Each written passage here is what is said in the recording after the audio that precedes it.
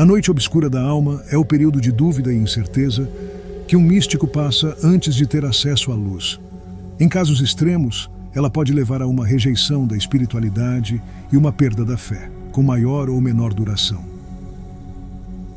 Na maioria das vezes, a noite obscura segue-se a uma provação que consideramos injusta e que pensamos ser incapazes de superar. Em tais circunstâncias, podemos sentir-nos desencorajados e questionar os ideais sobre os quais havíamos fundamentado nossa existência. Seja qual for a causa aparente da noite obscura, sua verdadeira origem está na ruptura da harmonia entre o nosso eu objetivo e o eu espiritual. Para sermos mais exatos, ela provém de um conflito entre nosso ego e nossa alma. Em algumas culturas, a noite obscura é chamada de o tentador. Considera-se que esse período de dúvida deve-se ao fato de que o diabo tenta desviar e de tomar posse de suas almas todos aqueles que buscam o caminho da luz. Citemos agora algumas escrituras sagradas onde é falado sobre o assunto.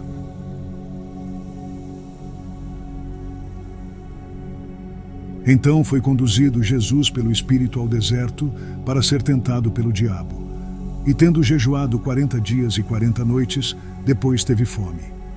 Chegando então, o tentador disse-lhe: Se tu és filho de Deus, manda que estas pedras se tornem em pães. Mas Jesus lhe respondeu: Está escrito, nem só de pão viverá o homem, mas de toda palavra que sai da boca de Deus.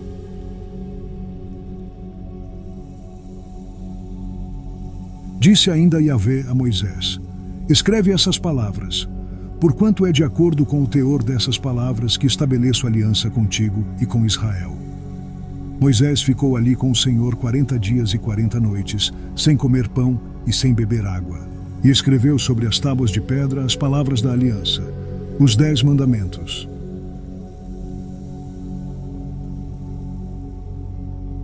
No dia em que Noé completou 600 anos, 1 mês e 17 dias, precisamente nesse mesmo dia, todas as fontes das grandes profundezas jorraram, e as comportas do céu se romperam. E a chuva caiu sobre a terra 40 dias e 40 noites. Naquele mesmo dia, Noé e seus filhos, Sem, Cão e Jafé, com sua esposa e as esposas de seus 3 filhos, entraram na arca.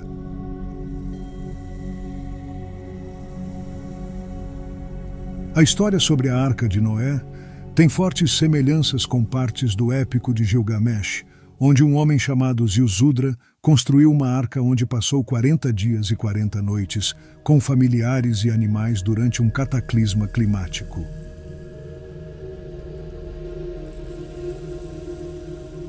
Os israelitas comeram maná durante 40 anos, até chegarem a uma terra habitável. Comeram maná até chegarem às fronteiras de Canaã.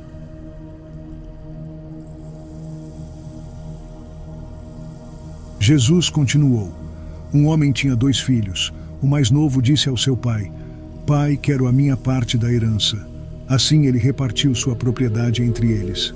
Não muito tempo depois, o filho mais novo reuniu tudo o que tinha e foi para uma região distante. E lá desperdiçou os seus bens vivendo irresponsavelmente. Depois de ter gasto tudo, houve uma grande fome em toda aquela região, e ele começou a passar necessidade. Por isso foi empregar-se com um dos cidadãos daquela região, que o mandou para o seu campo a fim de cuidar de porcos. Ele desejava encher o estômago com as vagens de alfarrobeira que os porcos comiam, mas ninguém lhe dava nada. Caindo em si, ele disse: Quantos empregados de meu pai têm comida de sobra, e eu aqui morrendo de fome? Eu me porei a caminho, e voltarei para meu pai, e lhe direi: Pai, pequei contra o céu e contra ti. Não sou mais digno de ser chamado teu filho. Trata-me como um dos teus empregados. A seguir levantou-se e foi para seu pai. Estando ainda longe, seu pai o viu e, cheio de compaixão, correu para seu filho, e o abraçou e beijou. O filho lhe disse: Pai, pequei contra o céu e contra ti. Não sou mais digno de ser chamado teu filho. Mas o pai disse aos seus servos: Depressa, tragam a melhor roupa e vistam nele. Coloquem um anel em seu dedo e calçados em seus pés. Tragam um novilho gordo e matem-no. Vamos fazer uma festa e alegrar-nos, pois este meu filho estava morto e voltou à vida. Estava perdido e foi achado. E começaram a festejar o seu regresso. Enquanto isso, o filho mais velho estava no campo. Quando se aproximou da casa, ouviu a música e a dança. Então chamou um dos servos e perguntou-lhe o que estava acontecendo. Este lhe respondeu: seu irmão voltou, e seu pai matou o novilho gordo, porque o recebeu de volta são e salvo. O filho mais velho encheu-se de ira e não quis entrar. Então seu pai saiu e insistiu com ele. Mas ele respondeu ao seu pai: olha, todos esses anos tenho trabalhado como um escravo ao teu serviço e nunca desobedeci às tuas ordens. Mas tu nunca me deste nenhum cabrito para eu festejar com os meus amigos. Mas quando volta para casa esse teu filho, que esbanjou os teus bens com as prostitutas, matas o novilho gordo para ele. Disse o pai: meu filho, você está sempre comigo, e tudo o que tenho é seu. Mas nós tínhamos que celebrar a volta deste seu irmão e alegrar-nos, porque ele estava morto e voltou à vida, estava perdido e foi achado.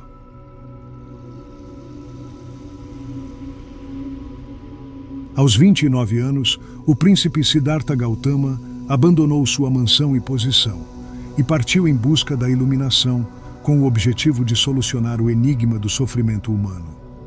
Durante sua jornada, deparou-se com um monge que vivia com o mínimo e notou que, apesar de sua condição precária, ele irradiava tranquilidade. Assim, uniu-se a um grupo de sacerdotes brahmanes dedicados a uma existência ascética baseada em orações, privações, disciplina rigorosa e mortificações. A prática de mortificação consistia em punir o corpo através de jejuns, provocando sofrimento físico e mental, torturando-se como forma de suprimir determinados desejos. Siddhartha passou 6 anos aprendendo tudo o que essas pessoas religiosas ensinaram. E ele entende que não faz sentido ter vergonha de si mesmo. Levar o corpo ao limite da dor e da privação extremas não leva a uma compreensão da vida para se livrar do sofrimento. Esta situação contrastava fortemente com a sua experiência de viver com prazer excessivo no palácio do seu pai. Os místicos chegam assim ao conceito do caminho do meio, que busca um modo de vida equilibrado com disciplina suficiente para evitar esses extremos de prazer e dor, porque ambos interferem na clareza de pensamento. Os brahmanes rejeitaram com raiva esse conceito. Ele foi sozinho e descobriu por si mesmo. Segundo a lenda, Siddhartha sentou-se sob uma figueira chamada Árvore Bodhi e meditou. Lá ele tem dúvidas sobre o sucesso de seus esforços quando é questionado por um demônio chamado Mara, que simboliza o mundo das aparências e é retratado em muitas ilustrações na forma de uma cobra naja. Para o budismo, Mara é o oposto de Buda, ou seja, uma vez que Buda representa a iluminação, Mara é a ilusão. Isto é personificado como o demônio Mara que teria tentado impedir Siddhartha Gautama de alcançar a iluminação e também vive no interior de cada pessoa, tentando mantê-la adormecida na ilusão maia do mundo. Buda tornou-se o iluminado quando tinha cerca de 40 anos de idade.